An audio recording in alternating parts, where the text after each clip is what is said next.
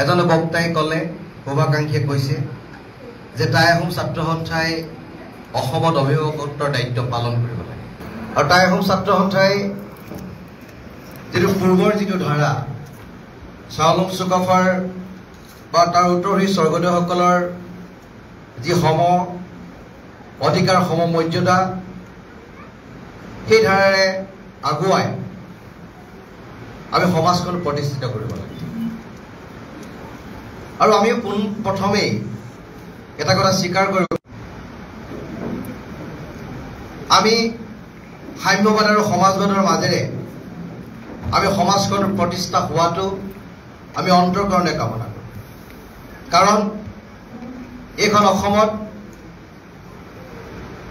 সমাজবাদ আৰু সাম্যবাদৰ প্ৰতিষ্ঠাৰে আমাৰ উত্তৰসূৰী স্বৰ্গদেউসকলে আৰু অসমৰ প্ৰতিটো কোণৰ প্ৰতিজন ব্যক্তিক সম অধিকাৰ আৰু সম মৰ্যাদাৰে অসমীয়া জাতিটো নতুনকৈ চোৱাৰ তেখেতলোকে পোষকতা কৰিছে।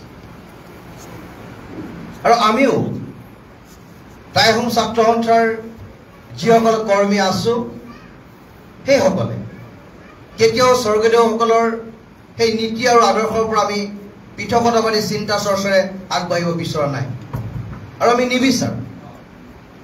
কাৰণ আমাৰ লিগেচিয়ে সেই কথাটো নকয়। আমাৰ লিগেচিয়ে কয় সমাজ প্ৰতিষ্ঠা কৰাৰ কথা। আমাৰ লিগেচিয়ে কয় সমাজৰ শান্তি আৰু সম্প্ৰীতিৰ কথা। আমাৰ লিগেচিয়ে কয় বন্ধুত্বৰ কথা, সহানুভূতিৰ কথা। আমাৰ লিগেচিয়ে কয় সমাজখন আঁকোৱালি লৈ নতুনকৈ আগুৱাই যোৱাৰ কথা। আমাৰ লিগেচিয়ে সাম্প্ৰদায়িক কথা বতৰা নকয়। আমাৰ লিগেচিয়ে ধৰ্মান্ধতাৰ কথা বতৰা নকয়। আমাৰ লিগেচিয়ে জনগোষ্ঠী সংকীৰ্ণ চিন্তা চেতনাৰ কথা নকয়।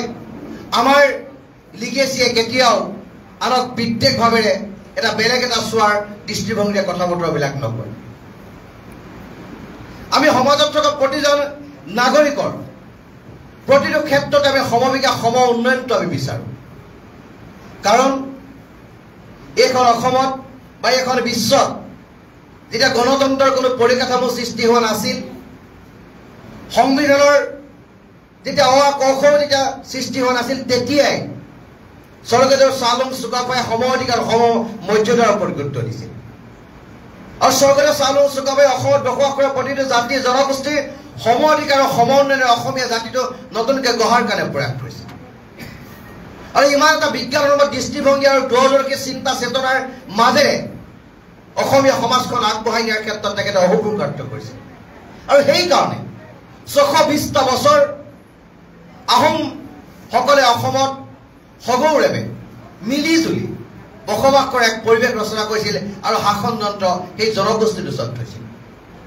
বিদ্ৰোহ আহিছে, বিদ্ৰোহ হ'ব। বহুতে বিভিন্ন ধৰণৰ কথা বতৰা কৈছিলে, ক'ব। কিন্তু প্ৰকৃত যি কাঠামো আৰু সমাজৰ যি পৰিকাঠামো আৰু সমাজক নেতৃত্ব দিব পৰা যি গুণ, সেই গুণ স্বৰ্গদেউসকলে ধৰি ৰাখিছে। কাৰণ সমাজখনত সাম্প্ৰদায়িক কথা বতৰা স্বৰ্গদেউসকলে কোৱা নাছিল। স্বৰ্গদেউসকলে কেতিয়াও আনৰ সাজ পোছাকক লৈ সমালোচনা কৰা নাছিল। স্বৰ্গদেউসকলে কেতিয়াও আনৰ খাদ্য সম্ভাৰক লৈ প্ৰশ্ন কৰা নাছিল। আৰু অসমত থকা প্ৰতিটো জাতি জনগোষ্ঠীয়ে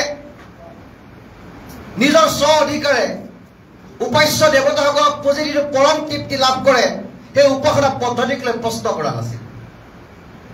আৰু এই যে স্বৰ্গদেউসকলে সকলোকে সমদৃষ্টিভংগীৰে চাইছিল, সেইকাৰণে আহোম ৰাজত্বকালৰ সেই দিন সোণালী দিন আছিল। কাৰণ আজি গণতান্ত্ৰিক দেশতো যিসকলে সম অধিকাৰ সম মৰ্যাদা পোৱা নাই, যিসকলে আজি ৰাজপথত আন্দোলন কৰিবলগীয়া হৈছে, সেই সময়ত কিন্তু সেই পৰিৱেশ হোৱা নাছিল।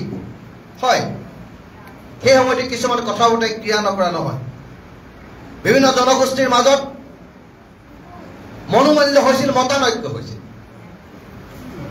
কিন্তু ১২২৮ খ্ৰীষ্টাব্দৰ ৩০০ বছৰৰ পাছত মনোমালিন্যৰ কাৰণে মতান্ত হোৱাৰ কাৰণে জনগোষ্ঠীয় এটা চিন্তা চেতনাৰ মাজত থাকি আবদ্ধ ৰাখি এখন সংগ্ৰাম নোহোৱা নহৈছিল। কিন্তু বন্ধুত্বপূৰ্ণ সম্পৰ্কৰে সেইখন পুনৰ অসমখন আকৌ একেলগে থাকি অসমৰ স্বাভিমান, অসমৰ মান মৰ্যাদা গৰিমা অক্ষুণ্ণ ৰাখিছিল স্বৰ্গদেউসকলে। এই কথা বতৰাবিলাক এইকাৰণে কৈছোঁ যে কোৱাত প্ৰাসংগিকতা আছে, কোৱাত প্ৰয়োজনীয়তা আছে। অসমৰ আজি ককাইদেৱে ক'লে যে অসমৰ পৰিৱেশ বেলেগ, পৰিস্থিতি বেলেগ। আজিৰ তাৰিখত অসমত সাম্প্ৰদায়িক কথা বতৰা অত্যাধিকভাৱে স্থান পাইছে। আজি অসমত উগ্ৰ জাতীয়তাবাদী চিন্তা চৰ্চাই অত্যাধিকভাৱে গ্ৰাস কৰিছে।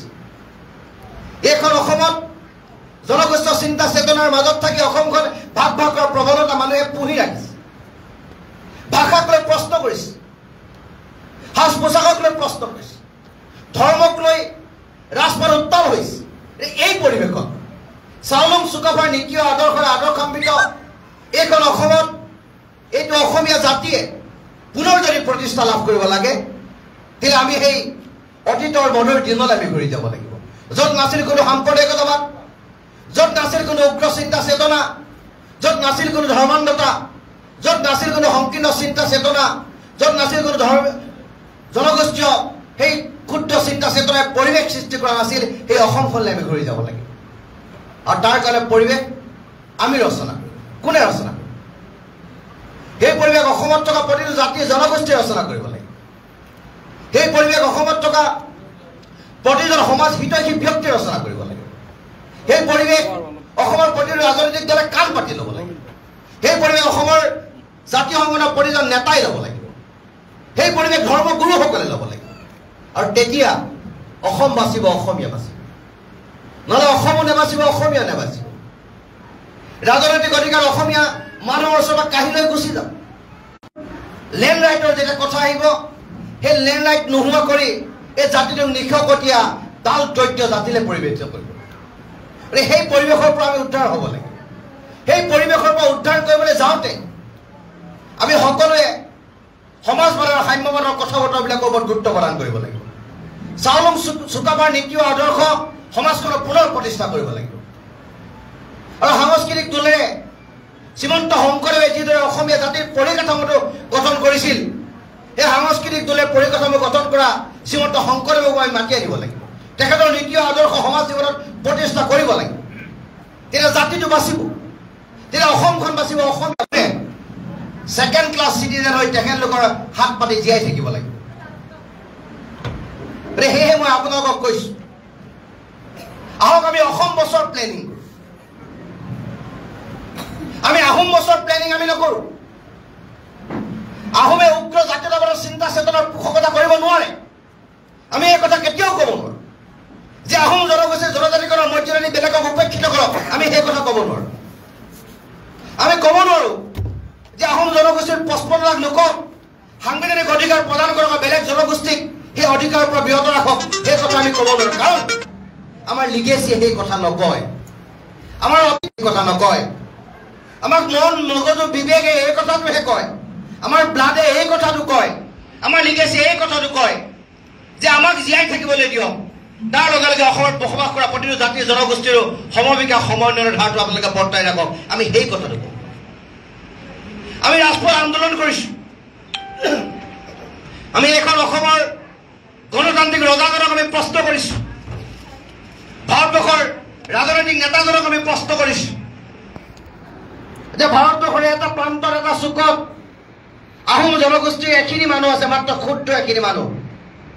সেই মানুহখিনিক আপোনালোকে জীয়াই থকাৰ সুবিধাকণ প্ৰদান কৰক। আমি কৈছোঁ যে যিখন অসমত 17 লাখে মোগলৰ আক্ৰমণ পৰাভূত কৰি অসমৰ স্বাধীনতা, অসমৰ অখণ্ডতা, উত্তৰ পূব এছিয়াৰ সমগ্ৰ সেই এলেকাটো ৰক্ষা কৰি থৈ গ'ল, সেই জাতিটোৰ নাতি পুতিসকলক জীয়াই থকাৰ অকণমান সুবিধা প্ৰদান, জনজাতিকৰণৰ মৰ্যাদাৰে অসম আৰু অসমীয়া সুৰক্ষিত ভৱিষ্যতটো সুনিশ্চিত কৰক। আমি তাৰ লগে লগে এইটোও কৈছোঁ যে অসমত বসবাস কৰা প্ৰতিজন নাগৰিকৰ ৰাজনৈতিক অধিকাৰ, অৰ্থনৈতিক অধিকাৰ, সামাজিক অধিকাৰ, সাংস্কৃতিক অধিকাৰ আপোনালোকে ৰক্ষা কৰক। বহিৰাগত আগ্ৰাসনৰ জৰিয়তে অসমৰ ভাষা সংস্কৃতি কৃষ্টি নিষেধ কৰি দিছে। গতিকে সেই ভাষা সংস্কৃতি নিষেধ কৰি দিয়া পৰিৱেশৰ পৰা আমাক মুক্ত কৰক। আৰু এক্সিষ্টিং যিবিলাক ট্ৰাইবেল আছে, যিবিলাক জনজাতি মানুহ আছে, তেখেতলোকৰ ট্ৰাইবেল বেল্ট এণ্ড ব্লকত থকা ভূমিবিলাক সুৰক্ষিত কৰক। অসমখন বচাওক। আৰু খিলঞ্জীয়া মানুহৰ ওচৰত, থলগিৰি মানুহৰ ওচৰত ৰাজনৈতিক ক্ষমতাটো ৰাখক। সেই কথাটো আমি চৰকাৰক কৈছোঁ। আৰু চৰকাৰক এইটোও আমি কৈছোঁ যে সমগ্ৰ অসমত বিদেশী মুক্ত কৰি বাংলাদেশী মুক্ত কৰি অসমত ধলগিৰি খিলঞ্জীয়া ৰাইজক জীয়াই থকাৰ অধিকাৰ প্ৰদান কৰক। আমি সেই কথা বতৰাবিলাক কৈছোঁ। কেৱল আমি নিজৰ কথা চিন্তা চৰ্চা কৰা নাই, আমি সামগ্ৰিক জাতিটোৰ কথা কৈছোঁ। আমি চৰকাৰক এইটো কথাটো কৈছোঁ যে আহোমকে ধৰি ৬টা জনগোষ্ঠীৰ জনজাতিকৰণৰ মৰ্যাদাৰে কথাবিলাক ৰাখিব বিচাৰে। ২০১৯ চনত জনগোষ্ঠী বিলখন ৰাজ্যসভাত উঠিল। সংখ্যাগৰিষ্ঠতা থকাৰ পাছতো বিলখন পাছ নহ'ল। চৰকাৰক যেতিয়া প্ৰশ্ন কৰোঁ, অসমৰ মুখ্যমন্ত্ৰীজনক যেতিয়া কথাবিলাক মুকলিমূৰীয়াকৈ সোধোঁ, তেখেতে কথাবিলাকৰ ফালৰি কাটে। তেখেতে কয় যে আপোনালোকক যদি জনজাতিকৰণৰ মৰ্যাদা প্ৰদান কৰোঁ, তেতিয়াহ'লে অসমত থকা এক্সিষ্টিং যিবিলাক ট্ৰাইবেল আছে তেখেতলোকে আমাক প্ৰশ্ন কৰিব আৰু তেখেতলোকে আমাক কথা বতৰাবিলাক সুধিব আৰু অসমত অশান্তিৰ পৰিৱেশ বিৰাজ কৰিব। কি আমাৰ মনত প্ৰশ্ন হয় যে অসমৰ ধলগিৰি খিলঞ্জীয়া ৰাইজে তোমাক অসমৰ মুখ্যমন্ত্ৰী পাতিছে, অসমৰ ধলগিৰি খিলঞ্জীয়া ৰাইজৰ ভোটেৰে তোমালোকে চৰকাৰ বনাইছা। চৰকাৰ বনোৱাৰ আগত তোমালোকে প্ৰতিশ্ৰুতি দিছা যে অসমৰ ৬টা জনগোষ্ঠীক জনজাতিকৰণৰ মৰ্যাদা দিয়াটো আমাৰ প্ৰথম কাম আৰু তেওঁলোকক জনজাতিকৰণৰ মৰ্যাদা অসম আৰু অসমীয়া আমি সুৰক্ষিত ভৱিষ্যতটো সুনিশ্চিত কৰিম। ভূমি অধিকাৰ আমি ধলগিৰি খিলঞ্জীয়া ৰাইজক দিম। সাংস্কৃতিকভাৱে আমি ধলগিৰি খিলঞ্জীয়া ৰাইজক আমি ৰক্ষণাবেক্ষণ প্ৰদান কৰিম। কথাবিলাক তোমালোকে কৈছিলা, কামটো নাই কৰা। প্ৰশ্ন কৰিলে তোমালোকে ট্ৰাইবেলৰ কথা কোৱা। আমি যেতিয়া ট্ৰাইবেল মানুহখিনিৰ লগত যেতিয়া মুকলিমূৰীয়াকৈ কথা পাতিছোঁ, তেখেতলোকে এটাই কথা কয় যে আমি অসমৰ ৬টা জনগোষ্ঠীৰ জনজাতিকৰণৰ মৰ্যাদা দিয়াটো বিৰোধী নহয়, কিন্তু আমি যিকেইটা অধিকাৰ ভোগ কৰি আছোঁ, আপোনালোক ৬টা জনগোষ্ঠী মানুহ তাত সোমালে আমাৰ অধিকাৰ সৰ্ব হ'ব নেকি? তাক লৈ প্ৰশ্ন তেখেতলোকে কৰিছে। আছে মাত্ৰ 5টা ৰুম, 10টা থাকিব কোন? গৃহস্থই কথাবিলাক গতাই দিব লাগিব নহয়, বোলে তহঁতক আলহী ৰাখিবৰ কাৰণে এইখিনি জেগা দিছোঁ বা বাৰীৰ চুকতে গেষ্ট হাউচ এটা বনাইছোঁ, তাতে ধৰি থাকিবি। এই কথাবিলাক আমি গাৰ্জেণ্টে ক'ব লাগিব। এতিয়া মুখ্যমন্ত্ৰীজন আমাৰ অভিভাৱক, তেখেতে কথা বতৰাবিলাক নকয়। সেইকাৰণে কৈছোঁ যে বিলখন ৰাজ্যসভাত উঠি পাছ কিয় কৰা নাই? সেই কথা সুধিলে ৰাজনৈতিক কথা বতৰাৰ মাজত কথাবিলাক ৰাখে। কিন্তু মই পুনৰ কৈছোঁ যে অসমৰ ৬টা জনগোষ্ঠীক জনজাতিকৰণৰ মাধ্যমেৰে অসমখন সুৰক্ষিত হ'ব। অসমত জীয়াই থকাৰ অধিকাৰ আমি পাম। লেণ্ড ৰাইটৰ পৰা আদি কৰি সকলোবিলাক ৰাইট ধলগিৰি খিলঞ্জীয়া ৰাইজৰ ওচৰত তেতিয়াই থাকিব যেতিয়া অসমৰ ৬টা জনগোষ্ঠীৰ জনজাতিকৰণৰ মৰ্যাদা প্ৰদান। আজি অসমৰ বিভিন্ন প্ৰান্তৰ উচ্ছেদ অভিযান চলিছে। হাজাৰ হাজাৰ বিঘা মাটি বেদখলকাৰী কবলৰ পৰা উদ্ধাৰ কৰিছে। বনাঞ্চলক জনাঞ্চললৈ পৰিৱৰ্তন কৰি দিয়া মানসিকতা বা উচ্ছেদ কৰিছে। ভাল পাইছোঁ। চৰকাৰৰ সাহসিকতা পদক্ষেপক প্ৰশংসা কৰিছোঁ। আমি তেখেতলোকক আমি এই ক্ষেত্ৰত সহযোগিতাও কৰিছোঁ। কিন্তু তাৰ লগে লগে এই কথাটো আমি কৈছোঁ যে কেৱল মাত্ৰ উচ্ছেদৰ মাধ্যমেৰে জাতিটো বাচিব জানো? কেৱল মাত্ৰ বনাঞ্চলৰ পৰা মানুহ পঠিয়াই দিছে জনাঞ্চল কৰি থোৱাৰ পাছত আমি ভাল পাইছোঁ, কিন্তু এটা বাস্তৱসন্মত সিদ্ধান্ত চৰকাৰে ল'ব লাগিব। এইদৰে কিমান দিন জাতিটো জীয়াই ৰাখিম? সমষ্টি ডিলিমিনেশ্যন হ'ল। ডিলিমিনেশ্যনৰ জৰিয়তে কৈছে মুখ্যমন্ত্ৰীয়ে 20 বছৰৰ কাৰণে জাতিটো সুৰক্ষা কৰিলোঁ। আমি কেৱল মাত্ৰ 20 বছৰৰ কাৰণে জাতিৰ সুৰক্ষা বিচাৰিছোঁ। আমি কেৱল 20টা বছৰৰ কাৰণে জাতিটো জীয়াই থকাটো বিচাৰিছোঁ। আমি ভাবিছোঁ যে অনাদি অনন্তকালৰ কাৰণে অসমীয়া মানুহখিনি অসমত স্বাভিমানেৰে জীয়াই থকাৰ পৰিৱেশ ৰচনা কৰক। তাৰ কাৰণে বাস্তৱসন্মত সিদ্ধান্ত কি? সেই ভূমিখিনি যে বেদখল মুক্ত কৰিছে, সেই ভূমিত ধলগিৰি খিলঞ্জীয়া ৰাইজৰ অধিকাৰ কেতিয়া থাকিব? ধলগিৰি খিলঞ্জীয়া ৰাইজৰ কাৰণে ভূমি আইন কেতিয়া প্ৰণয়ন কৰিব? 371A যিটো নাগালেণ্ডত প্ৰযোজ্য হৈ আছে IPC, সেইটো অসমত কেতিয়া লাঘৱ কৰিব? সেই কথা বতৰাবিলাক চৰকাৰক আমি কৈছোঁ যে সংবিধান সংশোধন কৰক, কনষ্টিটিউশ্যন আপোনালোকে এমেণ্ডমেণ্ট কৰক। বিজেপিয়ে হওক, সি যি দলে চৰকাৰ নাথাকক, তেখেতলোকে ধৰ্মৰ নামতো ৰাজনীতি কৰে, সম্প্ৰদায়ৰ নামতো ৰাজনীতি কৰে, জনগোষ্ঠীৰ নামতো ৰাজনীতি কৰে, আৰু সেইকাৰণে সমস্যাবিলাক সমাধান হোৱা নাই। AGP চৰকাৰ আহিলে 855 জন শ্বহীদৰ বিনিময়ত অসম চৰকাৰ বনিলে। ক'তা এজনতো বিদেশী নগ'ল। কংগ্ৰেছ চৰকাৰ আহিলে 15 বছৰ খালে।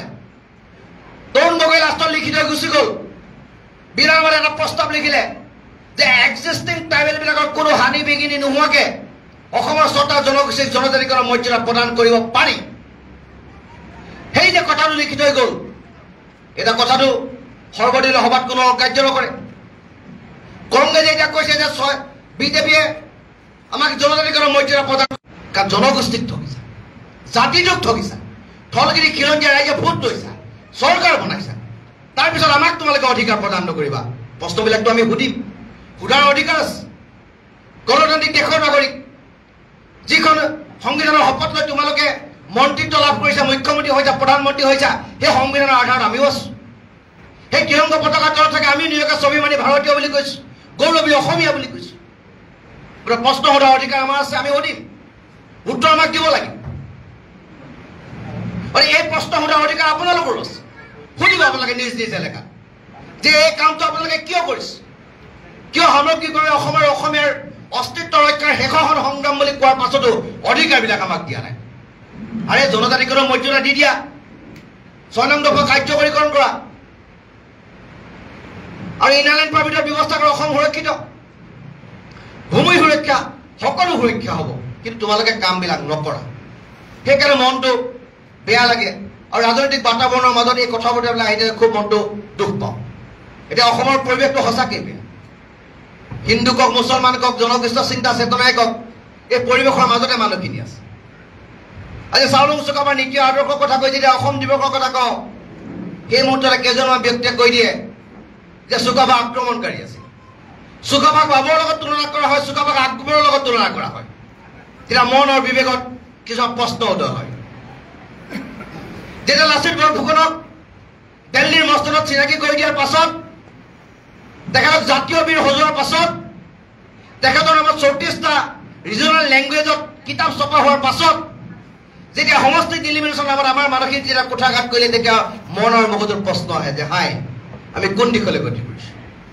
আজি আলাবৰণৰ স্মৃতিৰ কথা কৈছে যে আলাবৰণৰ একেদিনাখনিয়ে 10,000 সৈন্য কিয় মৰিছিল যে স্বদেশ আৰু স্বজাতিৰ লাচিত বৰফুকনে নৰিয়াগাৰে মোগলৰ লগত কিয় যুদ্ধ কৰিছিল স্বদেশ আৰু স্বজাতিৰ কাৰণে জয়মতীয়ে নিজৰ প্ৰাণ ত্যাগ কিয় কৰিছিল স্বদেশ আৰু স্বজাতিৰ কাৰণে আজি মূলাগামৰে হাতৰ হেংদাং লৈ যুদ্ধ কৰিবলৈ কিয় গৈছিল স্বদেশ আৰু স্বজাতিৰ কাৰণে সেই জামুগুৰি চাপৰিত গগৈ সেনাপতিয়ে কিয় বুকুত অস্ত্ৰ পিন্ধি লৈছিল স্বদেশ আৰু স্বজাতিৰ কাৰণে আৰু স্বদেশ আৰু স্বজাতিৰ কাৰণে ইমানবিলাক ত্যাগ থকাৰ পাছতো আহোম জনগোষ্ঠীৰ সেইসকল মহান মনীষীক লৈ প্ৰশ্ন কৰা হয় আহোম জনগোষ্ঠীক লৈ প্ৰশ্ন কৰা হয় আহোম জনগোষ্ঠীৰ সাম্প্ৰদায়িক দৃষ্টিকোণে চোৱা হয় উপাসনা পদ্ধতিক লৈ প্ৰশ্ন কৰা হয় খাদ্য সম্ভাৰক লৈ প্ৰশ্ন কৰা হয় সাংস্কৃতিক বিধি ব্যৱস্থাৰ মাজত ৰাখিবৰ কাৰণে প্ৰশ্ন কৰা হয় কিয় এই কথাবিলাক বাস্তৱ এই কথাবিলাক সত্য এই কথাবিলাক মুকলি মনে আলোচনা কৰিব লাগিব 1749 বিঘা মাটি সত্ৰক দিয়াৰ পাছত